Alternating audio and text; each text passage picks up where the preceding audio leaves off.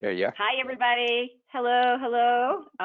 Stacy's here. I have my buff on because if you can imagine it, we have snow up here in Vermont.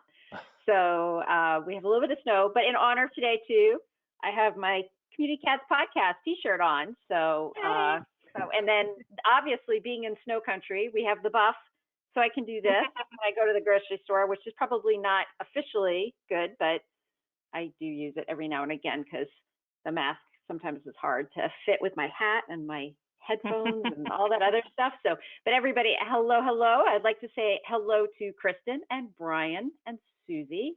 Hi, Kristen. Hello. Hey, how are you? Good, good. Hey, Susie, how you doing today? I'm good. I'm good, thanks. How are you doing? Good, good. And Brian, how are you? I'm good. It's definitely not snowing here. And your here is Hawaii, so Yes. we are all around we're on either side of the country here. So I hope everybody is having a good day. Where we are, the sun is at least shining. There is snow, but the sun is shining. And Kristen said the weather was great, and Hawaii, the weather's always great there. So it's a good day to smile. And we have an incredible pop-up panel today, which is it's going to be a bit of a presentation today, a special treat. We have Susie here, Susie Richmond, who is the Executive Director of Neighborhood Cats, and Brian Cordes, the Director of Programs for National Programs for Neighborhood Cats. They are going to share some information about how to do fundraising via emails. They have great success with this. So I am going to hand the microphone, hand the screen, everything over to them so that they can share the information that they would like to share today. Susie, before we get started, do you want me to do the poll to find out what sort of experience people have with regards to emailing for fundraising? Sure. Why don't we just run the poll and then we can dive right in. Excellent. You know me, I love a poll. So everybody has decided that, have realized this is my secret addiction in life. All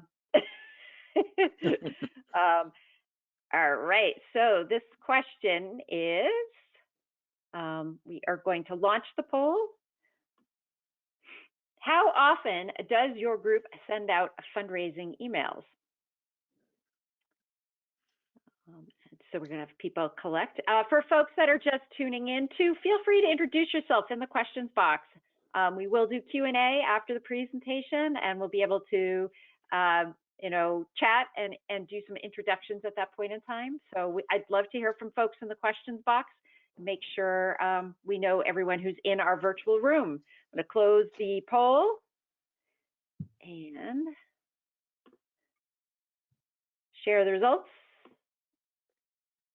So how often does your group send out fundraising emails? You do 2 or more times a month is 8%, 1 to 2 times a month, 32%, less than once a month, 32%, and we just don't do it. And that's 28%. So I wonder what Susie and Brian are going to think about that 28% group. I'm hoping we're going to have some conversions today. So that will be very interesting. I'm so glad you're all here and joining us. I'm going to hide the results again. And so we are with Brian. Brian, I am going to turn my webcam off, and I will let you and Susie have control of the webcams if you would like to. I will let you guys control what's most comfortable for you. And everybody enjoy the presentation. And I already have my questions lined up for later. Okay, great. Well, we find that if we have the webcams on, it kind of overloads the broadband. So we're going to go with the slides for now. Great. Okay, so let's start. Susie, let me ask you, you're the fundraising expert here. I think the first thing that people are questioning is, should you be doing active fundraising now, in the middle of a pandemic when everybody's got so much on their mind and anxious about the future and anxious about how they're going to pay the bills. So what do you think about that? Well, it's a really good question because, people are understandably nervous about asking for donations in the midst of the COVID-19 crisis. Obviously, everybody's got their own problems. And people are facing such daunting challenges, loss of jobs, and just so many terrible things happening. So it's fair to be nervous about that.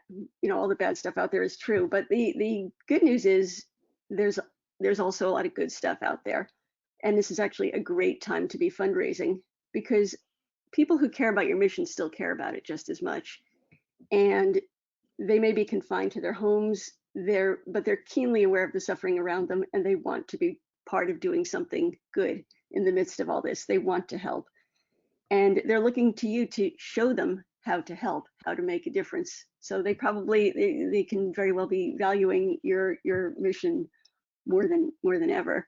So it's a very good time to be reaching out and saying, hey, yeah, we're still here. We may not be doing the things we always do, but we're doing important things, and we can't do them without you.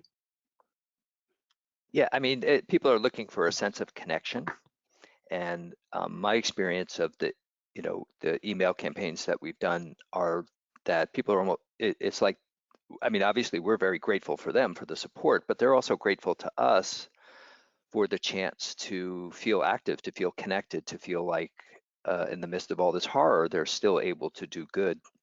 Yeah, absolutely. And it's really common for people to make a donation and then tag on a little note and say, thank you for giving me the opportunity to help this precious cat, or just expressions like that. I didn't know how to help, or people will say, I'm not working right now and I can't give what I usually do, but here's $10. It makes me feel good to be able to do even that. So it's important to be connected, and we are so grateful for each person who does support the work at this time, because we truly can't do it without them. But it's a good time for multiple reasons to be staying in touch with your donors and letting them help you, because we all need each other right now.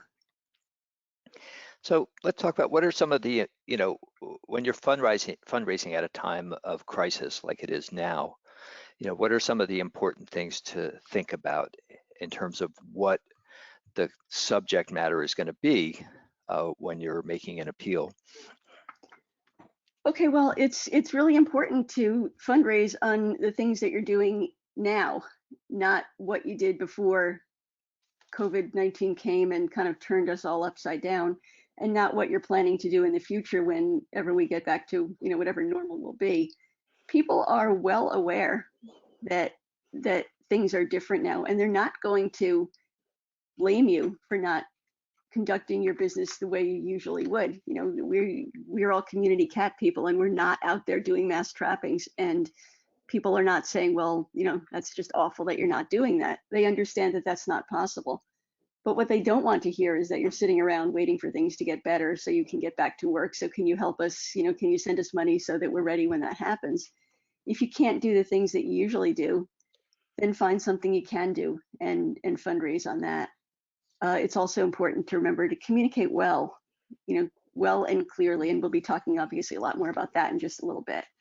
And remember that your appeal is going to be going out to real people who are all of us everywhere are dealing with an incredibly stressful time. The funny thing, not funny, that the thing about disasters is usually they're localized. A tornado happens or an earthquake, and it's a horrible thing for the people in that area. Everyone else is not touched by that, and they can kind of rally to the rescue. But here, there's no place that's safe. We are all going through this, and so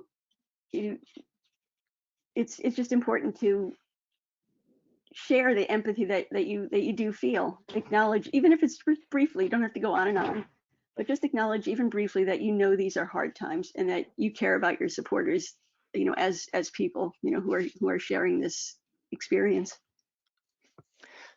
One thing I want to ask you to go into a little bit deeper is that notion of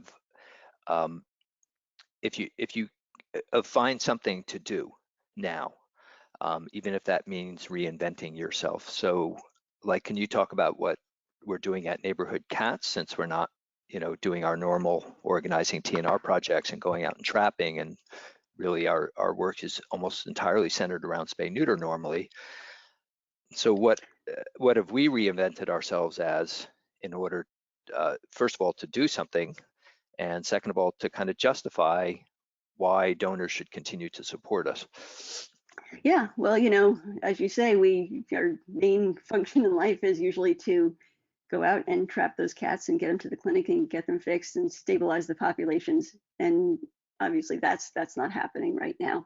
But cats are still in need, and people who care about them are still in need. So the things that we are doing are sick and injured cats. They can't wait, can't say, all right, sorry you broke your leg, we'll see you in September. We're diving in and getting those cats to the clinic and providing medical care for them so that they can go on and recover and resume their lives. People who have lost employment are probably in less position than usual to provide the care. So it's really important to be doing that. There are a lot of people right now who can't go out to feed their colonies, and that must just be agony if you're an elderly caretaker or somebody with underlying medical issues and your doctor has said under no circumstances can you have contact with people. It's just too risky for you. Nobody should be put in the position of my life or my cats, who I love dearly. So we're stepping in and helping arrange backup feeders for people until it's safe for them to go out again and resume caring for their colonies. And let's see, what else are we doing? We Well, have how a about, yeah, food, right? oh If right, people yeah, that's can't right. Yeah, afford, they there's a lost their right, job. yeah, right. Again, people who are impacted with not being able to purchase food for their colonies. So we're helping fill in those gaps and making sure that people don't have to sit at home and worry, the cat's going to be going hungry because I don't have the money to keep them well fed at this time. So those are important things that are filling a real need at this time. And absolutely, we're going to be going back to our main mission when time permits. But right now, these are real, pressing, Right. urgent needs, and it's something that our supporters understand that we can do, we are doing, and and they value that. And then how about, it's a little controversial out there, but how about emergency spay neuter? Assuming you can find veterinarians. Yeah, I mean, most spay neuter providers do seem to be shut down, but there are little pockets. If you look, you may just find a veterinarian who's still willing to perform some spay neuter. And yeah, we consider that an emergency situation. If a cat is pregnant, if there's a cat that we can get hold of and address that, then we are trying to do that. And in special circumstances, there's so many iterations. I can't really describe all the special circumstances it might be, but if there's pressing need, then we will try to get that cat, and most especially in case of a pregnant cat. And we've been fortunate that we've been able to find that care so far when we do need it. Okay, great. So there's still, plenty for us to do as community cat people, still plenty of need. And then you can then fundraise off that need. And that, in fact, that's how we're able to fill it, right? You define what you can do and you present that to your donors, and then that's what you ask for money for. So you can pay the medical bills, so you can provide the food. Okay, so let's get into the specifics. So what we're talking about today is primarily email appeals. Right. And you can take these stories and photos and put the whole thing on Facebook and social media, but the primary driver is communicating with your donors, with your supporters, with your email list. And then secondarily, you could dump this onto social media as well, especially if you have a strong following there. Okay, so let's talk about the concept of that one is greater than many. Right. Okay. Well, the first rule of fundraising is make it personal. People will give to your cause because they feel a connection to it. And the best way to help them feel connected is by focusing your message on an individual. And here's a good example of that. Actually, it's a double example. I'll start with what not to do and then what to do. So the picture on the left there is 6 adorable little kittens. So some time ago, Neighborhood Cats got a call from a gentleman who was on the street in Jersey City near a dumpster. and he heard baby kittens crying inside. He quickly informed us that he couldn't stick around, but also said, and he couldn't reach them, but he said that he didn't know that the trash pickup was scheduled to arrive at 12 noon, which was 1 hour away. We happily were able to get one of our staff over there to Sweet, and she's intrepid. She dove into the dumpster. She got them out. They were a couple of weeks younger than you see them here. They were just little babies that somebody had left in there. And we thought, okay, well, we've got 6 sick kittens that we need to get to the vet now. It's going to cost something. We need to raise the funds for this. But you know, what could be more perfect? Who wouldn't want to help little kittens who are about to be compacted? So we wrote it up, sent it out, and it did horribly. People we overwhelmed them. We had really good intentions, but we did not give them one kitten to bond with. And as much as people love kittens, you just don't make that same emotional connection to a group, even if it's a little group of little fuzzy babies, as you will with one individual. So we have never written an appeal like that again. We learned our lesson quickly. And we do get litters of kittens. We do get groups of cats who need help, but we always pick out one from the group, make them our poster child, and we take it from there. We do, of course, let people know. We pull out the camera, widen the focus, as the story goes on, and we let them know that Muffin has 5 brothers and sisters, but it's about Muffin. Right, and then so what you're saying is it's what we've learned is that it's always you need to make that the connection with the reader. Your audience needs to have an emotional connection to a particular to what you're talking about, and it's much easier for them to do that when it's one animal as opposed to a group of animals.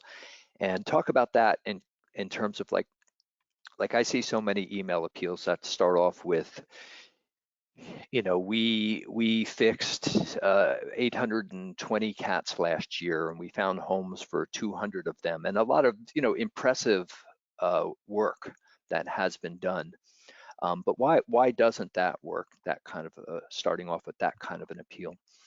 Well, that's your stats. That's the information about your organization, which, as you say, it's impressive, but it's not emotional. It's not going to reach right out and make you kind of take a breath and go, wow, I have to help this animal because this feels like it could be my own animal. You want to make somebody feel like something is happening to their own companion who they dearly love. You have to make it that personal. And you're just not going to do that by quoting a bunch of numbers. So you really have to tell the mission of your organization through the story of an individual cat. That's what it comes down to, right? Yeah, right. You introduce your cat, and everything has to happen pretty quickly. We'll get to the length of the story in just a little bit, but you're not going to be wondering, oh, we're not writing novels here. You have to get to the point, but it's very important to just introduce your feature cat and the circumstances surrounding him or her really quickly, and then unfold your mission, or what it is that you're trying to do, thereafter. But you have to make that connection. Okay, great. So we're going to talk about a particular appeal that we actually did. And first, I want to let people see the overall layout of it. So can everybody see that? And this PDF, this is a PDF file that's in the handouts. It says Ralphie email, and then you're going to see Ralphie donate page and email appeals resources. So those are all handouts I recommend everybody download. And then you don't have to worry about trying to copy all of this down. So that's the overall look of the appeal, right? Let's go into the elements of it. And first, let's talk about the photo. So the first thing I would point out is it fills the width of the page of the email, right? And it's very prominent and it's up on top. So can you talk about the importance of the visual, why there's one photo and not many, and also why did you choose this one for this particular appeal, which is about a cat named Ralphie? Yeah. Just before I do that, just really quick, I just want to, sort of, since people haven't read it yet, so you feel oriented, I'll just tell you who Ralphie is. He's a feral who wandered into a colony in Crown Heights in Brooklyn in early February. A trapper who was doing some TNR at the site caught him. She was intending to have him neutered, but as soon as she got hold of him, she saw that he was quite ill. Swollen face, drooling, he was in obvious pain. She couldn't afford the medical care that it was pretty obvious he'd need, so she went looking for help and made her way to Neighborhood Cats. So we brought him to a veterinarian where he was diagnosed with advanced dental disease and something called an oronasal fistula, which means that the bacteria in his mouth was so severe it had eaten a hole in the roof of his mouth, so that opening up his nasal passages. So without surgery, anything that entered his mouth, food, water, hair, bacteria, would be able to drift right up into his nasal passages. And he would have had a pretty grim life ahead and a poor prognosis. But with surgery, he would be okay. The caretaker of the colony was willing to continue caring for him, so he's quite feral, but he had a place to return to. So that's the Ralphie story, just so everybody knows who we're talking about here. Okay, so the photo. Well, we chose this photo because the photo that you're using at the top of your appeal, I kind of think of it as like your meet the parents moment. It's your big chance to make a big first impression. So your main image should be sizable, as Brian said, fill the top of your page, and it should show your cat close up. You don't want to use an image that shows a cage with a cat kind of crunched in one corner, or maybe you haven't even caught the cat yet and you have a photo of him on the driveway, and you kind of try to pick out the little blob sitting over there. That's just not going to be personal enough. You want to have the face easily seen, not obscured by cage bars or with the left side of it out of frame. Ideally, your cat should be making eye contact. That's always a big help. It really looks as though he's appealing to you for help, which he actually is. You're going to try for clear in-focus shots. There's exceptions to that, but generally that is a big plus. Also be aware that a lot of your readers are going to be looking at your appeal on their mobile devices, so it has to have impact on the small screen.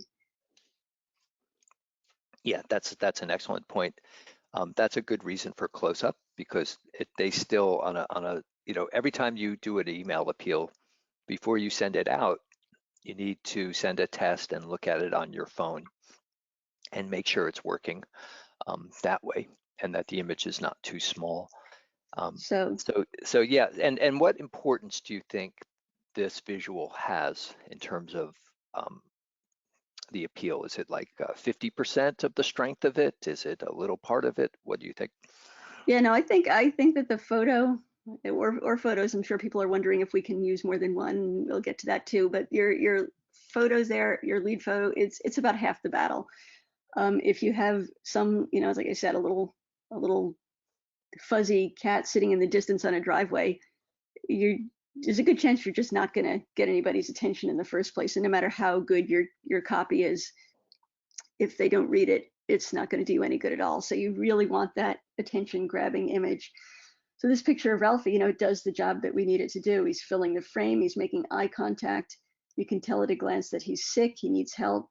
And one thing that I like to do when you write the text, I like to kind of bounce off the photo. So when people are reading the text, I know I do this when I read things, you kind of go back to your photo to kind of check against it. And anything that they read, they will see right there in his face that his mouth looks swollen, he looks ill, he's looking at you for help. He's a big orange tabby. It's all there, and it kind of adds a lot of credibility to your message. Yeah, we're people are very visual, and as you say, like when you meet somebody for the first time, you get a strong visual impression, but it's very strong, and it has a lot to do with how you then relate to that person. And the same thing is true with an email appeal. So if we saw the back of his head and then we heard about how much trouble he's in, we would not make the same connection to him. We would not feel the same empathy and as strong a desire to help. Yeah, exactly.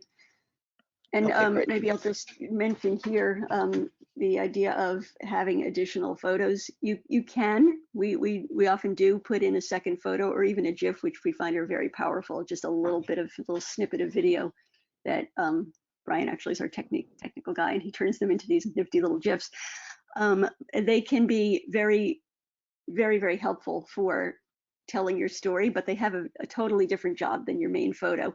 The big picture of Ralphie here, his job is to get your attention and to hold it and to convey who he is. It has to work hard for you.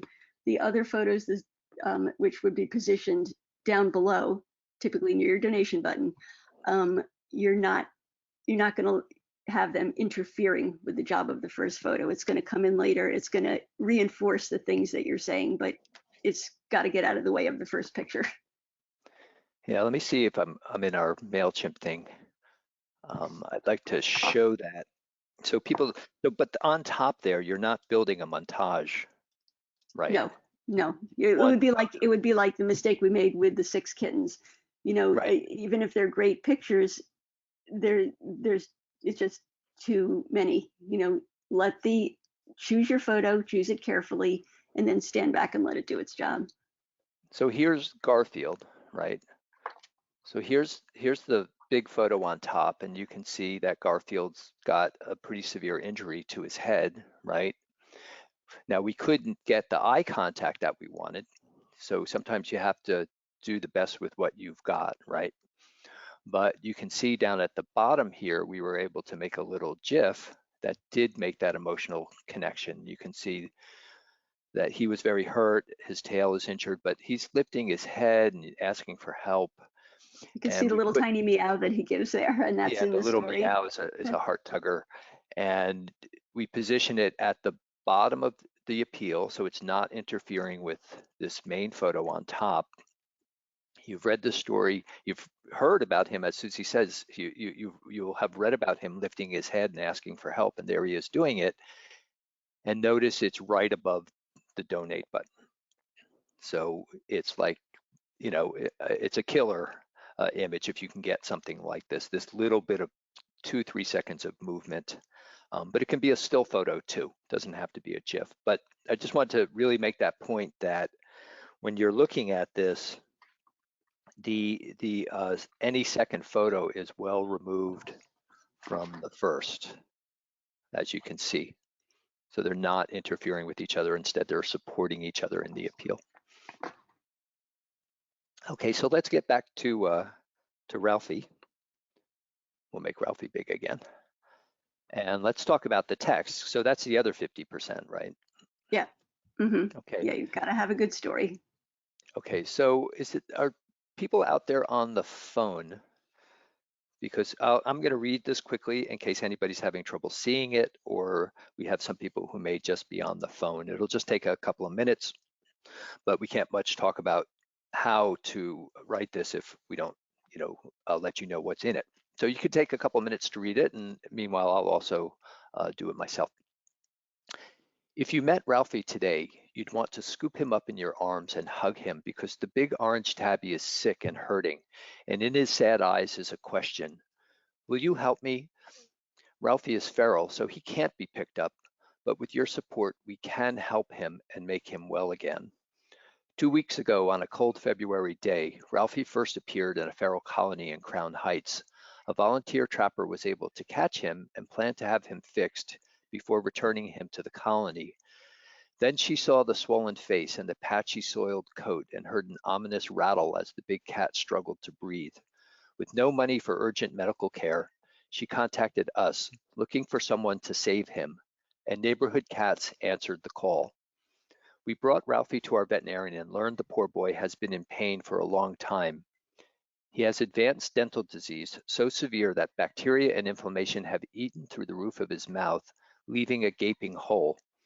The condition, known as an oronasal fistula, means food, water, hair, bacteria, anything that enters his mouth can drift into his nasal passages, resulting in chronic respiratory disease. He needs immediate surgery to repair damaged tissue, drain abscesses, and remove the broken and decayed teeth that ache so cruelly. One operation will make a world of difference for Ralphie. Treatment will be costly, but with proper care, his pain will finally end and he'll be able to breathe and eat normally. These are tough times for all of us, but this is our chance to give Ralphie the happy life he deserves. Won't you help? Please make a donation to save Ralphie today. Okay, so let's break that down, Susie. And first, why don't you talk about the plot, the kind of the formula, the mechanics of the story. How would you break this down in terms of the plot of it? What's the story trajectory? Okay, well, so in your first paragraph or the first two paragraphs, depending on the length of the appeal, the first thing you want to do is introduce your readers to your rescue cat and quickly to provide a description of the circumstances surrounding him or her. You want to, again, I know I'm, saying this a lot, but you want them to feel very, very quickly that they know this cat and that they're invested in what happens to him. Once you've provided that information, tell your readers what your organization is doing to help and what's needed to help that cat. So basically the elements that you're going to need to communicate in the text are, first, who the cat is. So let's put Ralphie aside just for an instant. Let's say we're talking about a hurt cat named Misty. So you want to tell them who Misty is and then give a clear description of the problem. So Misty was hit by a car and she suffered a fracture in her right foreleg. And then you want to tell them what the solution is in the next paragraph, after you've done the opening paragraph or two with telling who she is and what's wrong. Let's stick to Ralphie since we have him right here. Well, So, okay. So you've got in the first paragraph, you're introducing Ralphie is a big orange tabby, right? He's feral. You've introduced that, and he's hurting, right? So that's all communicated right away. And then in the second paragraph, you're giving a lot of biographical information. He was in Crown Heights. This is how a Good Samaritan found him and what he was looking like, and you're communicating that he's in need, right? So those first two paragraphs are what you're talking about in terms of introducing him and describing, you're telling his story at the time he was found, right? Yeah. Mm-hmm.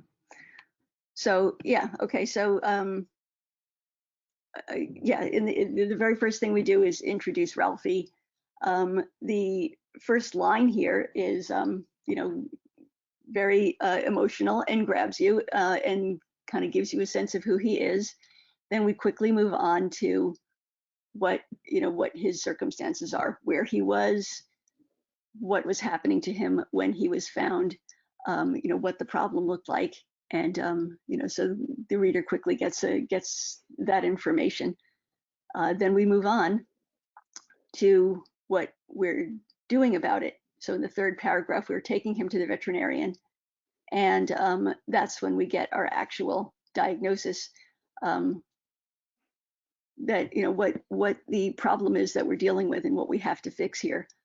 And then in the last part of it, we let the reader know, let our supporters know that how very important their support is, that one operation will make a world of difference for Ralphie, how really critical their support is, what they can do. And then we finish up with our ask. We acknowledge that these are tough times for everybody, which they are, and we care about that. We know it's not easy, but if you can please dig deep, it will give Ralphie the happy life he deserves. So please, won't you help? So we finish up with the ask, and there we are, right next to our donation button. Okay, so we've got like the plot trajectory would be introduction to the cat, circumstances in which he was found struggling, intervention, right? A diagnosis, and then we need your help would be so that's the plot trajectory. Talk a little bit about the emotional trajectory. What are you trying to do? So that's the story on the surface that's being told, but what's the underlying emotional trajectory that you're trying to follow here. Okay, well, you know, again, your emotional impact starts with your photo. Once you've got that, then it's the text's job to hold the reader's attention and make them want to keep going and learn more. So, you know, you want to, again, have them bond with the cat, and you want to create a sense of urgency. This is not something that, you know, we can think about next week or the week after that. This cat needs our help now. So you want them to care about the cat and understand that we need you to jump in here now today if we're going to save him. Okay, great. So you're making that personal connection. You're bringing the people into Ralphie's world, which is a kind of a world of pain right now. You're creating a sense of urgency, but you're also creating like hope. Like if we act now and we include the audience, we can save him. Well, you know, and a powerful kind of finish, you know, one operation can save this cat. You know, it's a very clear image that you're giving your reader. You know, it's not something fuzzy. Well, if we try really hard, we can help him. You know, you're giving them a very clear ask. If we do this, we can help him. And your part in this is to please give what you can in these difficult times. Okay, so let's talk a little bit, go into some of the more granular elements of this. So here is the overall look of the email. Of course, people are not seeing this all at once, they're scrolling down. But can Right. you talk a little bit about the layout? We talked about the photo being quite large. Just for those of you using email programs, it's usually going to be 600 pixels wide to fill the length width of the email. But talk about the length of the text. Okay, well, Ralphie is, generally you're going to want to come in. This is not hard and fast. You know, these are guidelines, but we've found that about 250 words works well. It's long enough to convey a sense of who the animal is and what's going on, and you know, all the elements that we talked about that you need. You know, introduce your cat, what's happening to him, what your organization is doing when you've stepped in, that all important ask. But it's not so long as to lose their interest. You know, if you go on and think about all the pages of instructions that you have when you get things, you know, new gadgets, and you can just glaze over if there's too much text. Don't hit your reader with one long paragraph. You'll see that Ralphie is, this is actually, by the way, I think his word count is a little bit longer than that. It's like 287 words. I wouldn't really want to go longer than that, but that does seem to be a length that works. You don't want to hit your reader with one long paragraph. If you look at a block of text and it just looks too fatiguing, chances are you're not going to read it. Those are split-second decisions that you make. You don't really think about them, but it's important not to make it look like this is just going to be a big slog to get through. So be sure to make it readable by breaking your text into paragraphs that make sense.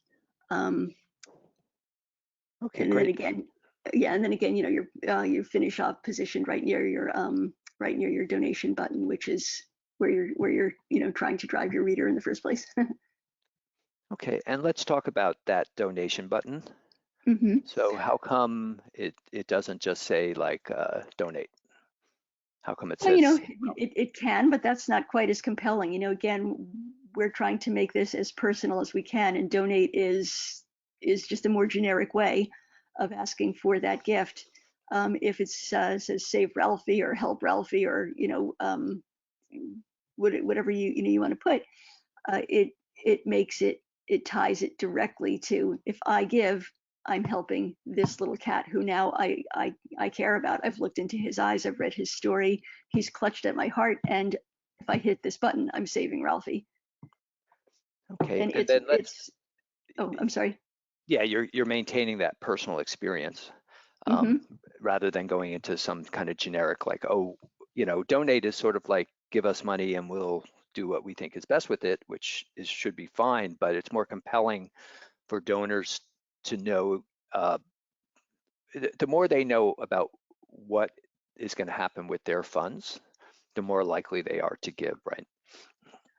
Yes. Mm-hmm. Yeah, people want to feel, you know, especially at a time like this, when people are feeling so adrift and helpless in these really frightening times, having control over this and saying, oh, you know, you've introduced me to this cat who needs help, and if I can send a gift to help this little animal, and know that it's going to that and not something else, which it may be just as valuable, but I don't know just what that is. I want to help this cat. So, you know, it all helps with encouraging them to jump in and Okay. support this campaign. And then I just want to point out to everybody that there's often a good chance you're going to raise more money than you need for Ralphie. Obviously, everything should go to cover this particular cat's expenses first, but often you'll find that you raise more than what you need for Ralphie. So in order to be able to use those funds for other cats, it's important to have that line underneath the donate button. So what we wrote here is Ralphie is one of many cats helped by neighborhood cats. Any funds raised in excess of Ralphie's expenses will go towards helping other cats in need. So then you're covered and you're not restricted to only using the funds for Ralphie. Obviously, you have to use them if Ralphie needs them, but anything above that you can now use for other cats and not get into trouble with not following donor intent or anything like that. So be sure that, we don't make a big deal out of it. We put it smaller font, italics at the bottom, but legally that should cover you. So just one real other quick point on this before we get into some of the mechanics. Talk a little bit about that very first line, which is, I'll just read it real quick. If you met Ralphie today, you'd want to scoop him up in your arms and hug him because the big orange tabby is sick and hurting. And in his sad eyes is a question, will you help me? So I know personally that you might spend an hour just on that first sentence. So can you talk about that just real briefly? Yeah, I do. And full disclosure, I'm not the fastest writer in the world. I wish I were, but it's true. I can spend an awfully long time just sitting there and puzzling over how do we start this so that it's genuine, but it's also as compelling as we need it to be. And that first sentence, its job is to grab your reader's attention. It doesn't have to be that it has to be only an emotional line. You can get right down to what the circumstances are, but you want to be compelling. What you don't want to do is start with something bland like, well, the XYZ Humane Society was founded in 1954 and we've been helping animals for years and years, and now we need your help with Ralphie. Yeah, so keep it emotional. It's like you're writing a good story and you want your reader to keep on reading. So you need to make that first line compelling. So yeah, it's probably the most important sentence in the. Yeah, it's very critical. And just to, little bonus here, in our first sentence here, Ralphie's sad eyes has the question, will you help me? So it's kind of got this cat making the ask. So that was sort of a neat little bonus for that. Well, and it ties to the photo, which is in his sad eyes is a question, and there's the reader looking at his sad eyes. So, but Susie, just for the sake of time, because we want to leave time for questions. Yeah. I want to just go, if you can address these things like in one or two sentences. What about the font? The font, you want to make it nice and big and readable. So what we use is, I think you typically like a 14 point, and you want to go with something that is a sans serif. So it's something with a serif just says more formal. So it's great for policy statements, but not so much for this. So you want something like an Arial or a Tahoma, which is friendlier. Yeah, not like a Times New Roman or a heavy kind of font. No. Right. Okay. And then what about, you've got certain sentences that are bolded here, right? What's the, real quick, like, how do you choose what to bold? Well, you want to, again, in order to not have it look like there's just a wall of text meeting people, it sort of breaks up the image, the way it looks to people. Also, it adds emphasis. If you choose the sentences that you bold carefully, you'll see that if you read through them, it's sort of a micro version of the story. So then she saw a strong face. I'm sorry to interrupt, but so you could just read the bold and get the basic story, right? And still get a sense. It would be, without all the lovely details, of course, but it would give you a sense. And sometimes that will just encourage somebody to then go back and fill in the blanks. but be selective, right? Because we often see email appeals and it seems like every other sentence is underlined or italics or bolded, Oh yeah, then it right? just gets annoying. Then it's just annoying, yeah. Yeah, you have to be careful about that. Also, can I just mention, I just want to mention one thing that we didn't say before, but the donate button, you see it's a nice bright red. Oh, That tells your readers that, hey guys, this is serious, this is urgent. You don't want to go with something like a baby blue. It's might be pretty, but it's not going to say help now. yeah, I would say we almost always go with the bright red because that just seems, the color seems to convey urgency. Also, just talking about color, you'll notice that everything ties in. So this background color over on the background is that kind of beige, plays off the color of Ralphie. And then we have a little thin red line on the outside you can see. And that also ties in with the donate button. So all the colors are chosen also to work with the overall theme. So really every little detail here can be something that is helpful. So I want to go to outside the, let's see, and look at, well, nobody's going to see this great story if they don't open the email, right? So there it is on top. There's the subject line. Yes, we can save Ralphie from a lifetime of pain. And then the tagline, he may be feral, but he's not alone. So just real briefly, can you talk about subject line? So we do have in the email resources handout, there is a link to an article about how to write a good subject line. So actually, Susie, I'm gonna cut this discussion off because we have other things to get to. Mhm. But I just want to emphasize that it's really important to write a great subject line. And that subject line has to, in just like 8 or fewer words, or 9, 10 at the most, has to make a connection and make somebody want to open it up. And it has to convey a sense of urgency, and it has to give some idea to the reader of, well, what's going to happen if I open this email. And if you can get a sense of like urgency and you're needed, and that you can help, it's going to get people to open it. So yes, we can save Ralphie from a lifetime of pain. So Ralphie's in pain, but we can save him. And then the tagline just develops a little further. It indicates that he's feral, so people know we're talking about a feral cat. And it That also conveys a lot of information, right? Yeah, it also just kind of ups the awe factor, which is just important for the emotional aspect of it.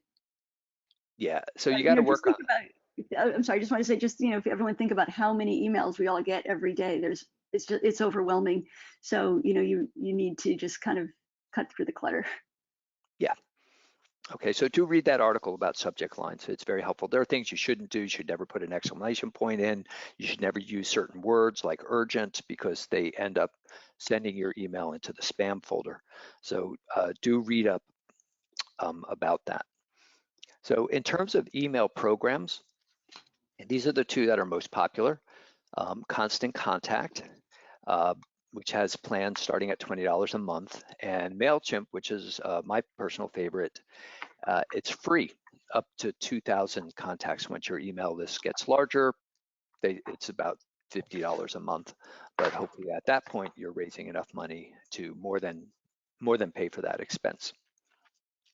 In terms of one thing we didn't talk about yet, which we'll just do real quickly, is when we're on the email, we have links to the donate page in the photo, in the text, and on the button. And when you go to that donate page, this is what it looks like. So it's customized. It's not our general donate page. It's a page that's set up specifically for Ralphie. You can see Ralphie's photo in the background there, and you can see a little text about Ralphie. So there's a drop-off rate between people. You want people to click the donate button. You get them to the donate page, doesn't mean they're going to complete the form. So you have to continue to do the work of getting them to go all the way to the bottom and to give. And this is what the donate page looks like. Let's see, as a whole, just so you can get a sense of the total of it and the visual. So if you can, you know, if you can customize your donate pages, you're going to have a higher conversion rate of people who go there. So there are programs to do that. And here's the three that are I know of. There's probably others out there, but these are probably the three most popular ones. One we use is Classy.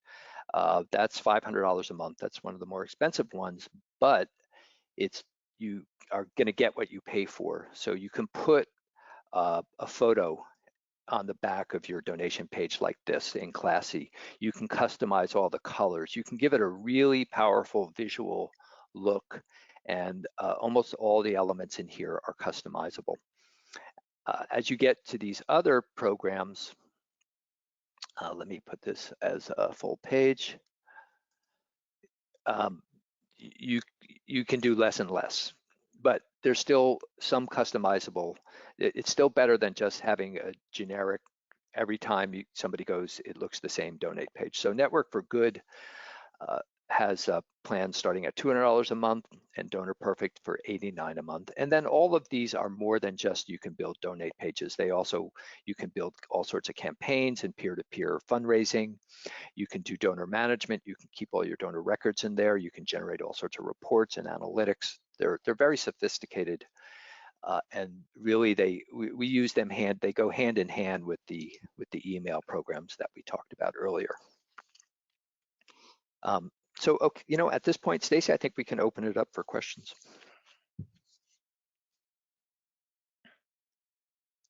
Excellent. All right. I was just busy taking notes. Sorry. So thank you very much. Quick questions before I dive into the other questions that were presented, just to give us a sense of, Ralphie, you know, what's your mailing list size? What's a typical response for a campaign, and how often do you send these out? So we send out approximately 1 to 2 a month. We try to do 2. A lot of it depends on what comes in. These are real stories, and so we can't control always when they come, but ideally we're doing 2 a month. And if we have a big gap, then we'll, you know, have to break our rule about, you know, the urgency, and we'll have to, you know, try something that we know won't raise as much money, but still you want to maintain contact. Our total email list is probably about 9,000 names. A good response rate, meaning people open your emails, if you're getting between 20 to 30%, you're doing well. 20 to 30% of the people who get the email actually open it. And then in terms of the number of donors you get, well, we would consider a successful appeal to be anywhere from 100 to 250 donations. Typically, they're going to average from $30 to $40 each. Online giving tends to be a higher gift than any other form of giving. So, you know, we're looking, these emails for us range anywhere from $3,000 to $10,000 each in terms of revenue that's brought in. But if you're just getting if you have a free MailChimp program and you have a basic donation page and that's all you can start with, well, then that's not costing you anything. And if you can get 25 gifts and you raise $1,000, you're $1,000 ahead of the game. And then you start to slowly build it up, and you gather email addresses wherever you can, and you have a button on your website, the homepage that says join our mailing list, and you just let it continue to grow. And how does this relate with your paper? Like, how many paper mailings do you do, and are they themed in the same way, or is this like a totally separate category? Well, we also do direct mail, And that is, what's that, Susie? That's about once a month, right? Yeah, I mean, a little bit less is a couple of months where we sit out, but about 10 a year. 10 a year. So we've tried to blend them together. It's always, so we'll include links to our website, links to donate pages in the direct mail, because if you can get people to give online, like I said, the average gift tends to be higher. But our experience is that they tend to be pretty separate audiences. And so we don't generally blend that. We've tried to blend them together, but we haven't had much success with that. But I think there are agencies that are more sophisticated probably than we are, who do coordinated campaigns with direct mail and online and do have success with that. So it's worth looking into. But for us, we really look at them as two different tracks. Okay. Can you share what you do from an acknowledgement standpoint? And do you send like any follow-up emails or any sort of reporting after the fact? Take that? Yeah, Yep. yeah. It's actually, I'm glad you asked that, because it's really crucial. It's absolutely essential to thank your supporters and share those follow-ups. It wouldn't be right to say, hey, we need you to bond with this cat, we need you to support this cat, and then we can just leave you to wonder what happened to him. So once you've sent your email appeal, you'll quickly find that people want to know what happens. When people make donations, they'll say, please let me know what happened to Ralphie. So within a couple of days of receiving the gift, we send everybody a personal thank you online. If the cat has already had his procedure, we'll include a little photo of him with his little cone on or whatever it might be. We share updates, follow-up emails. Here's what's happening with him. We'll post that on Facebook as well. So absolutely, it's essential to let people know that their dollars did make the difference that you promised that it would. And I would just throw in that those donation management systems that I list here, they can help you with making those thank yous and acknowledgements and follow-ups a lot easier. So I'm not sure about the other two, but I know with Classy, you can thank them through the platform. Like as soon as they give the gift, if you want to, you can they show up and you can automatically reply back to them right away. So these programs tend to make that process a lot faster.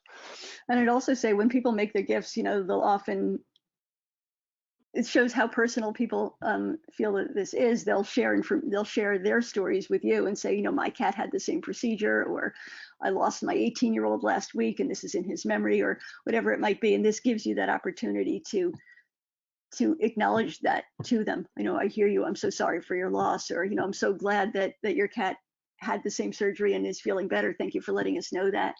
So be honest and genuine and acknowledge the things that people are telling you, and absolutely let them know how that cat is doing. Several people are asking the question, they don't really understand, like, why are you not including the surgery cost in the email for Ralphie? Well, we often don't have final costs at that time. We can have estimates, but we don't really know what our final costs are going to be. So we're just hoping to raise enough so that we can get everything covered. But there's surgery, there's follow-up care, hospitalization, sometimes boarding fees, sometimes complications that we'll encounter. So we don't really know what our final expenses are going to be. We can anticipate, but we don't know. Yeah, and also, I mean, that's a very good question. But in general, you don't want to put a cap on what you can raise, and potentially you would do that. Although,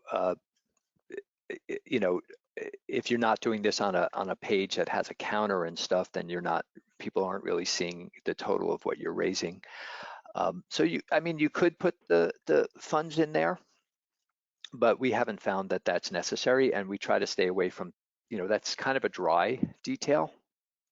It starts getting into statistics and things like that. And our experience is that it kind of interrupts the emotional flow of the story. But you can try it and see if that works. I don't think there's anything wrong with it. It might help. I mean, you know, on Uh, platforms like GoFundMe, you know, yes, you do have to put some sort of goal. You can change it as you move along. So, you know, that's definitely one way to go. It's just not the way that we tend to present these. so I have some technical questions, then I have some more of like the sort of the general topic questions. There's several questions sort of wondering, you know, it seems like the group is anxious to put organizational information in there, like who we are, what do we do, this is why you're supporting us, even within, you know, it's not necessarily feeling comfortable to some folks in the group like about it just being focused on Ralphie and being comfortable understanding that money is just is going to fund other cats or general operations and that kind of thing. Is it possible to interweave that, or is that like a separate piece of communications that maybe isn't even an ask, it's more like a newsletter piece or something like that? Yeah. I mean, the thing that people, there's so much of fundraising is not intuitive. It's counterintuitive. So, for example, people feel like, oh, if I send 2 emails a month and I'm also mailing them direct mail, they're going to hate us and give less. And in fact, it's the opposite is true. People organizations tend to not give enough. So there's this real intuitive desire to want to give lots of information about your organization. And if you do it in the context of this kind of appeal, remember, we're talking about there's a story trajectory and there's an emotional trajectory. And you're going to break that. You're going to break both of those. If you start going on about something that's not connected to Ralphie, all of a sudden you've lost the urgency. You've broken the emotional connection. You're trying to get them to that donate button and get them to hit it. And if you start going on about who we are and this is what we do and that's not about Ralphie. That's not about the urgent need. That's not about give right now. And if you want to do that, you should do it in a separate non-fundraising email where you can talk about who you are and what you do. And by all means, stick a donate button on the bottom and you'll get some gifts, but you will not get the same kind of volume and you will not raise the same amount. So in direct mail, groups love to send out newsletters. But when you look at the statistics about return rates and average gifts across different types of direct mail appeals, newsletters are always at the bottom. People don't like to read a lot of text. They don't like to read dry stuff. They just want to know what's the problem, how can I help?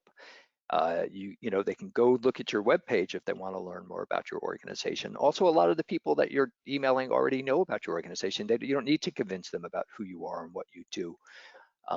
And you're just breaking the flow when you do that. So I would really encourage people to step out of your comfort zone because you're not appealing to someone like you. You're trying to appeal to someone outside the animal welfare world. And the connection to the individual animal is everything.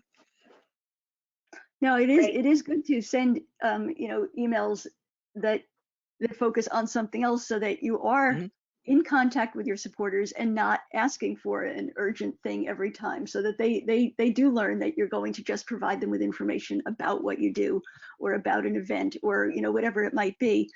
That's great, but it shouldn't get in the way of the emotional flow that Brian was just saying. In fact, it's so important to preserve this. Just one quick thing, but we hadn't mentioned one other element, and this might sound like a very small thing, but even the cat's name is important.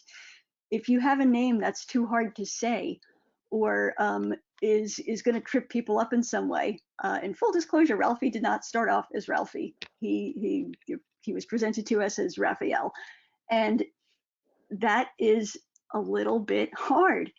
You could say Raphael, and even a little bit of puzzling over it will interrupt the connection you're trying to make. So we go with something that's friendly, approachable, easy to say. Try to stay away from things like Rambo and Sergeant that don't sound vulnerable. We had somebody who was once trying to help a kitten with a horrible eye problem, and they named him EYEVAN, and we had to say, you know what, but by the time people get the pun, Ivan, you've just lost your chance to hook them. So we spelled Ivan as Ivan and went with that.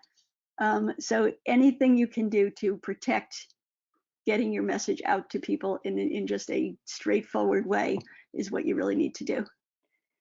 Yeah, it's with the fundraising. I just want to emphasize with the Yeah. fundraising, with this type of specific appeal, it's all about emotion. It's you're being honest. We're not saying to be manipulative and make stuff up. But it's an honest, emotional. This is what's going on. This is why you need your help. Has to happen now. Anything that interferes with that is going to reduce its effectiveness. And like Susie said, and I think that's an excellent point, the same people that we send these fundraising emails to, we send announcements about the Community Cats podcast town halls, and we don't have a donate button on that. So they're used to us also sending them useful information without asks. So when they do get the ask, it stands out, and we keep it very, very focused. So I'm going to ask a graphic design question, which Kristen, you can certainly chime in on this one. So you've used colors that reflect the photo of Ralphie. You are not using like your organization's branded colors, I'm assuming, for this or for any future pictures.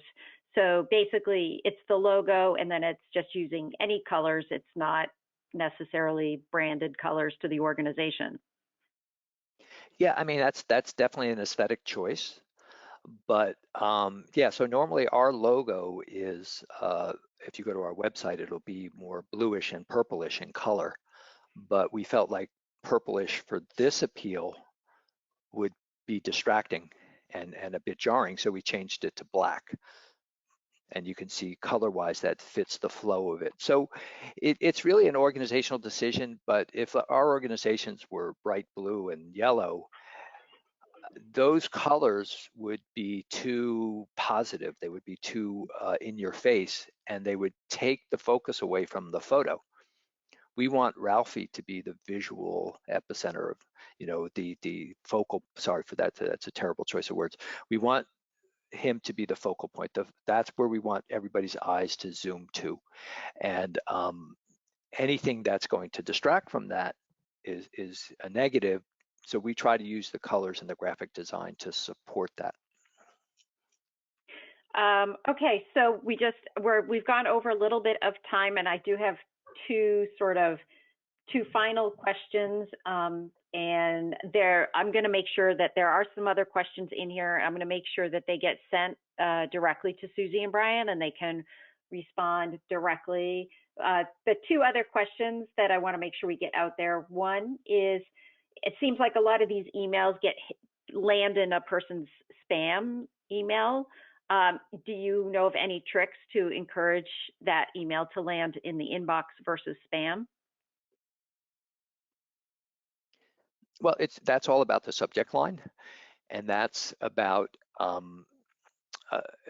well, first of all, if you use an email program and you're not like writing an email and BCCing 100 people, the email programs will send them out literally one at a time, right? So they're not being interpreted by the email program that's receiving them as some type of voluminous mailing. And then the subject line, you have to be careful not to put things in there that flag the email as spam. So lots of capital letters, too many capital letters, or the word urgent, or exclamation points, or that's why you need to read that article, because what not to put in a subject line is very important, and that will keep you out of the spam folder. And do you have any information or knowledge around Venmo and PayPal, if your payments go through those two avenues and then not getting access to emails? And I think this might be a good point to end on, because during our practice session yesterday, we actually talked quite a bit about the importance of always making sure we're capturing email addresses, and that really helps create a successful campaign. This person was mentioning that sometimes there's problems getting email addresses, but it sounds like you are accessing email addresses for every donation that comes through and that kind of stuff. So I don't know if you know anything about Venmo and PayPal, and also then just touch upon, how and ways maybe that you know how to capture more email addresses too. Well, I'm not familiar with Zenmo, so I can't really comment on that.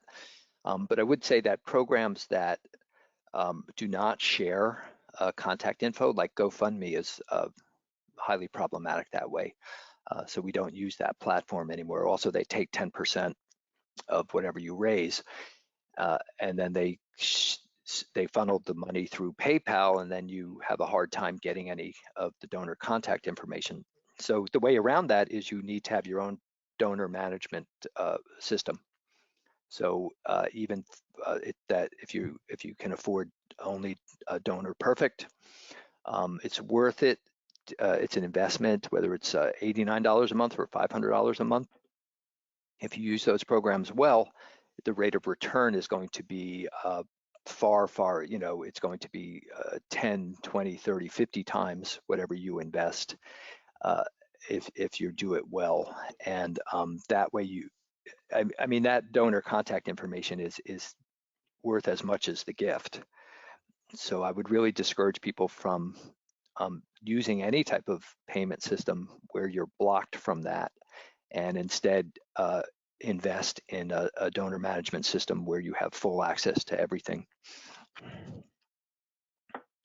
Excellent, excellent. I'm going to turn my webcam on real quick. I don't know, Brian or Susie, if either one of you want to turn on your webcams. Just to thank everybody for coming today. I hope you enjoyed the Community Cats and Coronavirus pop-up panel for today, which was, hey, Susie, thank you so much for everything today. Appreciate it very, very much. And our pleasure. Oh, thank you, Stacy. Thank you so much for having us today and making these pop-ups available at this really awful time. You're amazing, and thank you everybody out there for joining us today. Excellent. And I will make sure that I don't know if folks want to reach out to you guys if they have follow-up questions. Do you want to share emails? Sure. They're real quick and easy. Susan at neighborhoodcats.org and Brian, BRYAN, at neighborhoodcats.org. Yeah, please feel free. Excellent, excellent. And I'll share the questions with from everybody that were posted here. I'll share those with you. Our next pop-up panel is going to be on Monday. That's just 2 days away, Monday afternoon at 4 p.m. Eastern Standard Time. Agenda is to be determined. I'm working on that right now. But feel free to sign up for that webinar by going to communitycatspodcast.com. The links are right there at the top of the homepage. And Brian and Susie will be back with us. They pop in on the pop-up panels, but also they will be presenting again for the Drop Trapper, Trapper's Best Friend, which will be on June 27th. And if you have not watched the video of Trapper's Tips and Tricks, which is on our YouTube channel, they have a nice review of the round trap there. So folks don't know about the round trap. You'll have to go find that on the Community Cats Podcast YouTube page and check that out. There's lots of information there. Brian also has a Community Cat Voices a little statement there about how we're handling coronavirus and that kind of thing. If you do have ideas on other topics that you want to share, you will get a survey. You can fill out that information. But we will be back on GoToWebinar at 4 o'clock on Monday. And I plan to do these hopefully, till the virus is all gone and we're all back to normal. So soon. So hopefully soon. But everybody, thank you so much for tuning in and enjoy this beautiful day. Hopefully everybody's got a beautiful day and sunshine. Thank you. Hey, thank you, Stacy. Bye. Bye-bye.